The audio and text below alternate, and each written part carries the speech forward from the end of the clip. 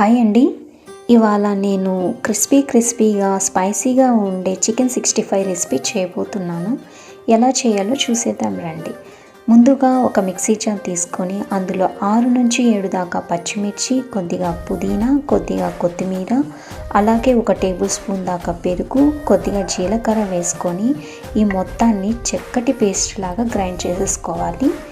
So చూసారు కదా, ఇలా గ్రైండ్ చేసుకున్న తర్వాత ఇక్కడ నేను 1/2 కేజీ చికెన్ తీసుకుంటున్నాను. ఆల్రెడీ కడిగి నీట్గా కడిగేసి శుభ్రం చేసి పెట్టుకున్నాను. అందులోకి ఈ మిశ్రమాన్ని, అలాగే ఒక టీ స్పూన్ దాకా అల్లం వెల్లుల్లి పేస్ట్, 1/2 టీ స్పూన్ మిరియాల పొడి, 1/2 teaspoon garam masala, 1 teaspoon cornflour, రుచికి సరిపడా ఉప్పు వేసుకున్న తర్వాత నిమ్మరసాన్ని కొద్దిగా పిండుకుంటున్నాను. ఈ స్పైసెస్ అన్నీ చికెన్ ముక్కలకి బాగా పట్టేలా కలిపేసుకుంటున్నానండి. ఇలా కలిపేసుకున్న తర్వాత నేను ఫ్లేవర్ కోసం కొద్దిగా కరివేపాకు యాడ్ చేసుకుంటున్నాను. మీకు నచ్చకపోతే స్కిప్ చేసుకోవచ్చు.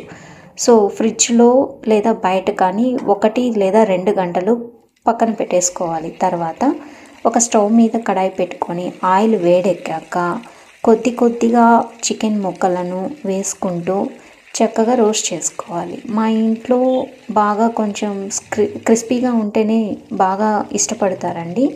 సో వీడియోలో చూపిస్తున్నాను కదా, సో ఇలా కొంచెం బాగా రోస్ట్ చేసుకున్న తర్వాత పక్కన పెట్టేసుకోవాలి. అంతే, స్పైసీగా పుదీనా ఫ్లేవర్తో చికెన్ 65 రెడీ అయిపోయింది. మీరు కూడా ట్రై చేసి ఎలా ఉందో చెప్పండి.